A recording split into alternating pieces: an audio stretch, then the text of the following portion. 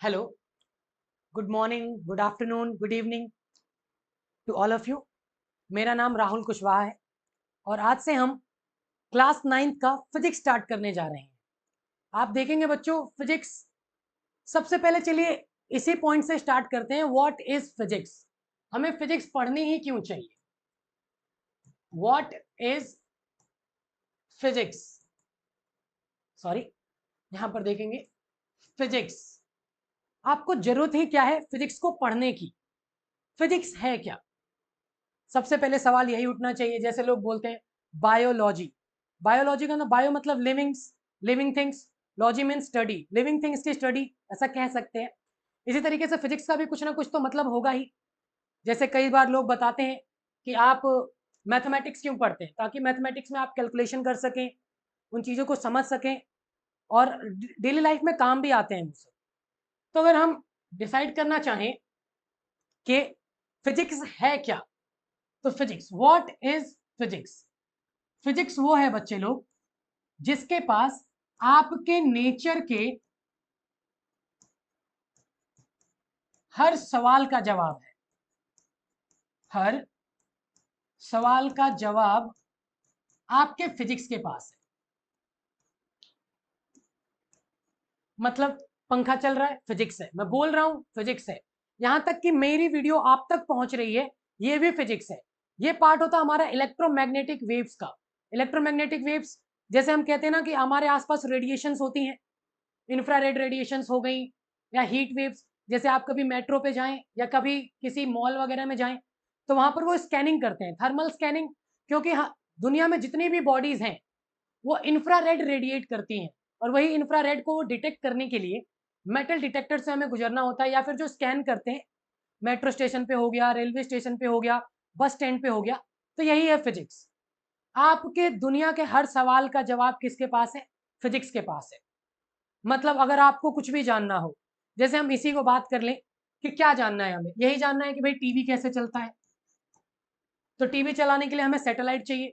अब सैटेलाइट हमारे अर्थ के चारों तरफ ऑर्बिट करता है। कैसे करता है? जैसे मून करता है। एक ऑर्बिट का मतलब क्या हो गया? ये हमारा अर्थ, और अर्थ के चारों तरफ मून जो है वो रिवॉल्व करता है। ऐसे ही सैटेलाइट, सैटेलाइट भी अर्थ के चारों तरफ रिवॉल्व करता है, और जिससे हमें यह पता चलता है कि अब वेदर की कंडीशन क्या है। आपके घर में स्टार प्लस आएगा, सेट मैक्स आएगा। इन सब की एक्चुअली एक फ्रीक्वेंसी होती है जो प्री डिफाइंड होती है, या पहले से ही सेट करके रखते हैं, और बाद में चैनल्स को डिस्ट्रीब्यूट कर दिया जाता है कि हाँ भाई, ये फ्रीक्वेंसी आपकी हो गई और ये फ्रीक्वेंसी आपकी होगी। जैसे रेड एफएम हो गया। रेड एफएम जो रेडियो चैनल है, आप देखेंगे कि वो एक पर्टिकुलर फ्रीक्वेंसी पे आता है। या फिर कई और सारे चैनल हैं, 106.4, 93.2। ये सारी ये फ्रीक्वेंसीज हैं जो पहले से ही गिवन है किसी पर्टिकुलर, कह सकते हैं ऑर्गेनाइजेशन को, जो ये डिसाइड करती है कि उस वक्त उसे क्या दिखाना है। राइट? तो बच्चा लोग, यही यही फिजिक्स है। What is physics? आपके प्रकृति के हर सवाल का जवाब किसके पास है? फिजिक्स के पास है। तो यहीं से क्लास 9th में आपको फिजिक्स में कुछ बहुत ही इंपॉर्टेंट टॉपिक्स पढ़ने हैं जो 11th स्टैंडर्ड में बहुत ज्यादा काम आते हैं। हालांकि यहाँ पर तो आप कंप्लीट चैप्टर्स को नहीं पढ़ेंगे, थोड़े डिटेलिंग कम होगी, लेकिन आपका एक बेस तैयार हो जाएगा जिससे आपको 11th में बहुत हेल्प मिलेगी। जैसे कि आपके 9th में पहला चैप्टर जो है, आपके 9th में जो पहला चैप्टर है, उस चैप्टर का नाम है मोशन। Chapter 1, motion. तो यहां से मोशन जो है आपके 11th में भी आता है। तो यहां पर जो आप पढ़ेंगे वो आपका एक बेस तैयार करेगा, ताकि आप फ्यूचर के लिए प्रिपेयर हो सके। चाहे नीट के लिए आपको प्रिपेयर करना हो आगे चलकर भविष्य में, या आप आईआईटी के लिए प्रिपेयर करना चाहते हो। ठीक है? तो हम अपना चैप्टर मोशन यहां से स्टार्ट करते हैं।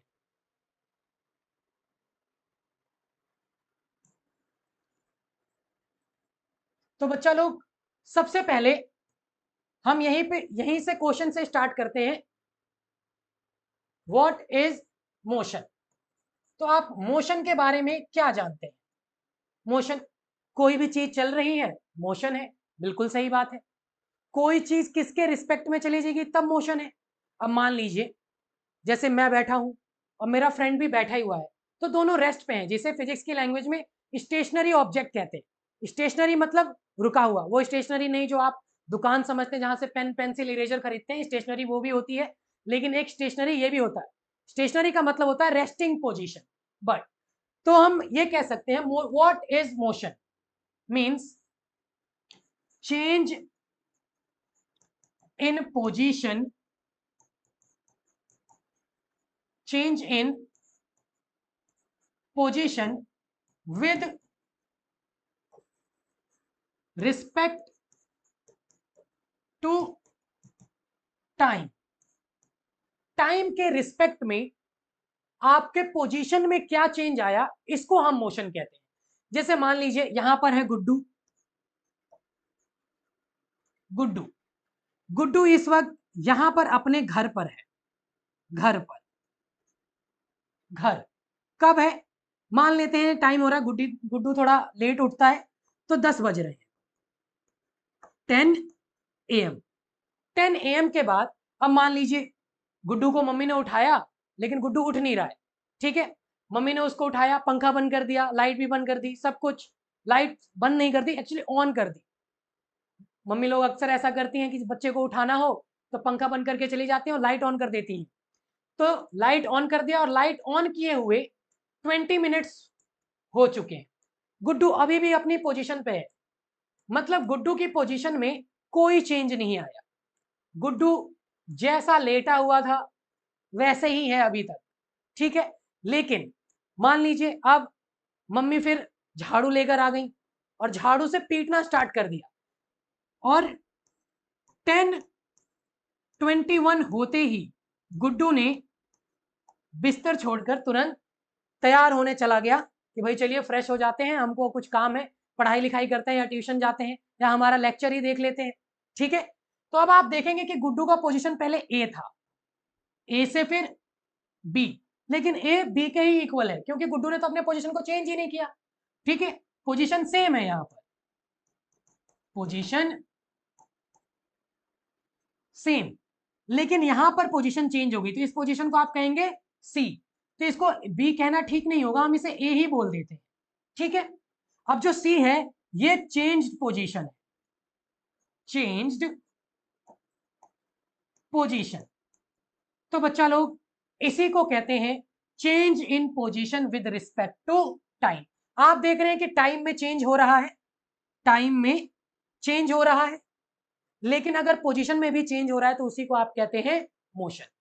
मान लीजिए अब आप गांव जा रहे हैं, ठीक है, ट्रेन में बैठे, ट्रेन में आप बैठे सुबह 9 बजे और आपको गांव पहुंचना था 5 बजे, लेकिन ट्रेन किसी रीजन की वजह से लेट हो गई और 12 बजे तक वहीं स्टेशन पे खड़ी रही, तो आप भी तो 12 बजे तक वहीं रहेंगे। मतलब ये है कि आपकी पोजीशन में कोई चेंज ही नहीं आया, और आप ये भी नहीं कहेंगे कि जो ट्रेन है वो मूव कर रही है।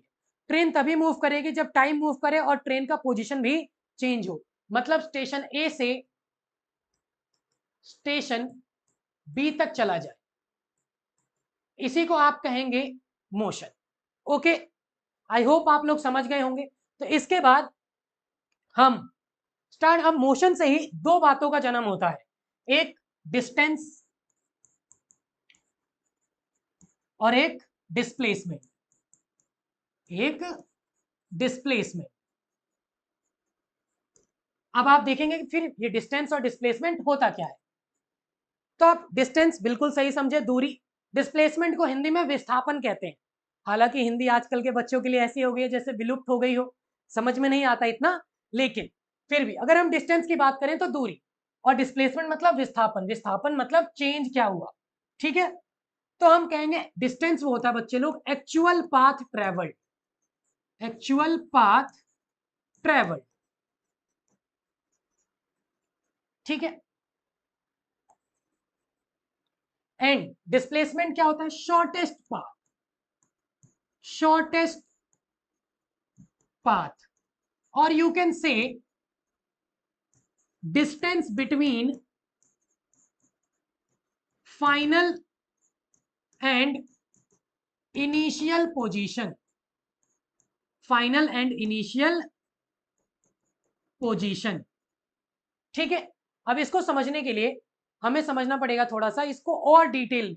चलिए मान लेते हैं, फिर से हम गुड्डू को वापस लाते हैं। मान लीजिए यहां पर गुड्डू है, ठीक है, गुड्डू आ गए वापस, नाम दे दीजिए इनको गुड्डू। गुड्डू को बबलू के घर जाना है, ठीक है। अब गुड्डू बबलू के घर किस तरीके से जा सकता है? देखिए एक रास्ता मान लीजिए सीधा जाता है, ये रहा, ये पहला रास्ता है जिससे गुड्डू बबलू के घर जा सकता है। अब चलिए मान लेते हैं गुड्डू के पास टाइम बहुत है, वो ऐसे घूमते घूमते ऐसे टाइम पास करते करते बिल्कुल यहां पे पहुंचा बबलू के घर, तो ये दूसरा रास्ता है, ठीक है। अब मान लीजिए गुड्डू के पास बहुत ज्यादा समय है, तो गुड्डू फिर ऐसे पूरा ऐसे ऐसे ऐसे ऐसे ऐसे करते करते ऐसे ऐसे ऐसे जाके पहुंचा। तो आप देखेंगे कि गुड्डू 3 रास्तों से बबलू के घर पहुंचा। अब यहां से आप कैसे कह सकते हैं कौन सा डिस्टेंस है और कौन सा डिस्प्लेसमेंट? तो बच्चा लोग, अगर उसने तीनों पाथ को फॉलो किया है, यदि उसने तीनों पाथ को फॉलो किया है तो 1 2 3 तीनों ही डिस्टेंस है, तीनों ही डिस्टेंस है। लेकिन यहां पर आप देखेंगे तो भाई सीधा सा सिंपल, ये देखिए, अगर गुड्डू भगवान का अवतार नहीं है, सर्वसाधारण इंसान है, तो भाई सीधा चला जाता ना, सीधे चले जाते, ऐसे घूम फिर के जाने की क्या जरूरत थी, है ना। अगर आप देखें तो भाई सीधे चले जाते, आपका टाइम भी बचता और डिस्टेंस भी कम लगता। आप देखेंगे तो 1 2 3 में से शॉर्टेस्ट पाथ कौन सा है? शॉर्टेस्ट पाथ है 1, तो आपका डिस्प्लेसमेंट होगा 1, 2 और 3 नहीं होगा। 1 2 3 ये तीनों के तीनों डिस्टेंस कहलाएंगे, लेकिन डिस्प्लेसमेंट सिर्फ एक ही कहलाएगा, और वो होगा ये फर्स्ट पाथ जो उसने फॉलो किया। आप देख सकते हैं कि इन तीनों में सबसे शॉर्टेस्ट पाथ कौन सा है बच्चा लोग? यही है। बाकी तीनों बाकी के जो दोनों हैं वो कहीं ना कहीं इससे ज्यादा लेंदी हैं, ठीक है। तो आपका सबसे कॉमन सेंस का सवाल तो यही होना चाहिए कि भाई जब आपको यहां से यहां तक जाना था तो सीधे चले जाते, इतना क्यों सोचा आपने? ठीक है, तो यहीं से हमें डिस्टेंस और डिस्प्लेसमेंट में फर्क समझ में आता है। चलिए, नहीं आया फिर से समझते हैं, एक दूसरा एग्जाम्पल लेते हैं। अब एग्जाम्पल में चलिए समझने की कोशिश करते हैं। मान लेते हैं कोई भी इंसान है, कोई भी पर्सन है, वो इस वक्त पोजीशन ए पर है, ए से उसने चलना स्टार्ट किया, उसने डिस्टेंस कवर किया 4 मीटर, ठीक है। अब वो पहुंचा पोजीशन बी पर, बी से वो पहुंचा फिर सी पर और डिस्टेंस कवर किया 3 मीटर, ओके। तो आप बताइए यहां पर डिस्टेंस क्या है और डिस्प्लेसमेंट क्या है? तो आप देखेंगे कि यहां पर डिस्टेंस, आप यहां पर एक्चुअल पाथ देखिए, एक्चुअल पाथ उसने कौन सा फॉलो किया है, मतलब रियल वाला। तो यहां से यहां तक 4, फिर यहां से यहां तक 3, तो आप 4 को 3 में ऐड कर दीजिए, आंसर आएगा आपका 7 मीटर, यही आपका डिस्टेंस है। लेकिन अगर आपसे कोई पूछे कि भाई डिस्प्लेसमेंट क्या है, तो बच्चा लोग डिस्प्लेसमेंट ये नहीं होगा, डिस्प्लेसमेंट आपका यहां पर कुछ और है। जैसे कि भाई आपको ए से सी तक ही जाना था ना, तो ऐसे चले जाते, ऐसे चले जाते, ऐसे जाकर ऐसे जाने की क्या जरूरत थी? ठीक है, तो आप देखेंगे यहां पर अगर शार्प टर्न है तो हम अगर इसको 90 डिग्री बोल दें, तो यहां पर कभी आपने पढ़ा होगा पाइथागोरस थ्योरम, ठीक है। इसको हाइपोटेन्यूज बोलते हैं, इसको बेस बोलते हैं और इसको परपेंडिकुलर। तो जो पाइथागोरस थ्योरम होता है वो ये कहता है हाइपोटेन्यूज का स्क्वायर इक्वल टू बेस का स्क्वायर प्लस परपेंडिकुलर का स्क्वायर। तो यहां पर हमें हाइपोटेन्यूज तो पता नहीं है, लेकिन बेस आपका कितना है 4, तो 4 का स्क्वायर कर दीजिए, परपेंडिकुलर 3, तो 3 का स्क्वायर कर दीजिए, ठीक है। 4 का स्क्वायर हो गया आपका 16, 3 का स्क्वायर हो गया आपका 9, 16 प्लस 9 25, ओके, हाइपोटेन्यूज का स्क्वायर। और जब स्क्वायर यहां से उस तरफ जाएगा तो 25 के ऊपर रूट आ जाएगा, ठीक है। अब इसके बाद देखिए बहुत सिंपल है इसको सॉल्व करना। हम ये देखेंगे कि 25 किसका स्क्वायर है, तो आपने बचपन में कभी पढ़ा होगा कि 5 का स्क्वायर होता है 25, तो हम लिख देते हैं भाई यहां पर, ठीक है, 5 का स्क्वायर। अब स्क्वायर से रूट मर जाएगा और h इक्वल टू आपका 5 मीटर। तो बच्चे लोग ये है आपका डिस्प्लेसमेंट, शॉर्टेस्ट पाथ ए से सी तक जाने का शॉर्टेस्ट पाथ क्या है आपका 5 मीटर है, ना कि 7 तो देखो 5 से बड़ा है ना। तो ये है डिस्टेंस और ये है डिस्प्लेसमेंट। ओके चलिए कोई बात, एक और एग्जांपल लेते हैं। ठीक है, हम एक छोटा सा एग्जांपल और लेते हैं। चलिए ए से स्टार्ट करते हैं। ए से हमने यहां चलना स्टार्ट किया 2 मीटर, हम बी पर पहुंचे। बी से हमने स्टार्ट किया फिर से 2 मीटर और हम सी पर पहुंचे। सी से हमने स्टार्ट किया फिर डी पर पहुंचे, ये भी 2 मीटर। ठीक है, अब बताइए डिस्टेंस कितना है और डिस्प्लेसमेंट कितना है।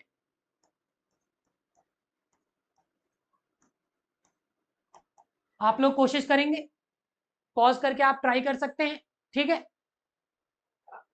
पॉज करके अगर आप ट्राई करना चाहें तो कर सकते हैं, अदरवाइज मैं ही बता देता हूं। ठीक है, आप देखेंगे यहां पर 2 ए से बी, एक्चुअल पाथ देखिए, डिस्टेंस का मतलब एक्चुअल पाथ 2 2 2, तो 2 + 2 4, 4 + 2 6। Okay, but what is the displacement. आपको ए से डी तक जाना था ना, तो आप ऐसे ऐसे क्यों गए भाई, ऐसे चले जाते। ठीक है, तो आपको एक यहां पर एक स्क्वायर बनता हुआ दिख रहा होगा कि अगर ये 2 है तो ये भी तो 2 ही होगा। ठीक है, तो आपका डिस्प्लेसमेंट कितना हो गया बच्चा लोग, 2 मीटर। ठीक है, चलिए एक क्वेश्चन मैं आप लोगों के लिए देता हूं, ये बहुत ही बढ़िया सा क्वेश्चन।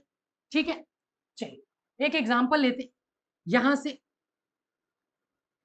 या क्वेश्चन समझ लीजिए, यहां ओरिजिन है, यहां से एक आर रेडियस मान लीजिए, रेडियस मान लीजिए, और यहां से किसी ने चलना शुरू किया और ऐसे चलते चलते चलते चलते यहां पर आ गया। ये ए पॉइंट है और ये बी पॉइंट है। ठीक है, चलिए और इजी कर देते हैं इसको। और इजी करने के लिए मान लेते हैं कि ये एक सेमी सर्कल है। सेमी सर्कल, ठीक है, सेमी सर्कल क्या होता है, आधा वृत्त। वृत्त समझते हैं आप लोग, सर्कल को वृत्त कहते हैं। ठीक है, तो सेमी सर्कल, अब हम कैसे बताएं भाई डिस्टेंस कितना है, डिस्प्लेसमेंट कितना है, यही बातें आपको बतानी है। देखिए डिस्टेंस, ठीक है, और इसके बाद एक डिस्प्लेसमेंट। ठीक है, डिस्प्लेसमेंट को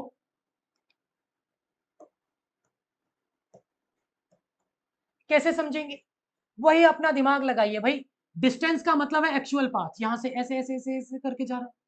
तो बचपन में कभी आपने पढ़ा होगा सरकमफ्रेंस, या सेमी सर्कल है तो इसको सरकमफ्रेंस कहते हैं, मतलब इस लेंथ को क्या कहते हैं, सरकमफ्रेंस। अगर ये पूरा होता तो पूरे सर्कल का सरकमफ्रेंस का जो फॉर्मूला होता है वो होता है 2πr। क्या होता है, 2πr, where pi is a constant and r is the radius. Okay, तो हम यहां पर देखेंगे, लेकिन ये तो पूरा सर्कल है नहीं, ये तो आधा सर्कल है। सेमी का मतलब क्या होता है, आधा। तो एक काम करते हैं, इसको 2 से डिवाइड कर देते हैं, आधा हो गया। भाई किसी भी चीज को आधा करने के लिए हम क्या करते हैं, 2 से डिवाइड कर देते हैं। ओके, तो 2 से जब आप डिवाइड करेंगे तो देखिए 2 से 2 मर जाएगा। ठीक है, बचेगा pi r, where r is the radius, और आपको रेडियस कितना गिवन है बच्चा लोग, पाई आर मीटर। ठीक है, ये हो गया आपका डिस्टेंस। लेकिन अब आपको निकालना है डिस्प्लेसमेंट। तो डिस्प्लेसमेंट आप देखेंगे ए और बी, तो भाई बी तक जाना था ना, ऐसे ऐसे क्यों गए, ऐसे चले जाते, यहां से स्टार्ट करते ऐसे ऐसे ऐसे ऐसे ऐसे ऐसे ऐसे करके आ जाते। ठीक है, तो आप देखेंगे जब यहां से यहां तक रेडियस है तो यहां से यहां तक पूरा डायामीटर होगा। ठीक है, तो डायामीटर क्या होता है, रेडियस का दुगना। तो आप क्या कर दीजिए, या आप ऐसे समझ सकते हैं ये आर है तो ये डिस्टेंस आर, तो आर प्लस आर कितना हो गया, 2r। कितना हो गया बच्चा लोग, 2r। ठीक है, तो ये है आपका डिस्टेंस और डिस्प्लेसमेंट। यहीं से अब एक बहुत ही इंपॉर्टेंट दो क्वांटिटीज निकल कर आती हैं, जैसे कि स्केलर एंड वेक्टर। ठीक, आप आगे चलकर थोड़ा सा भी इसी वक्त पढ़ा देते हैं। ये एक स्केलर क्वांटिटी होती है और ये एक वेक्टर क्वांटिटी होती है।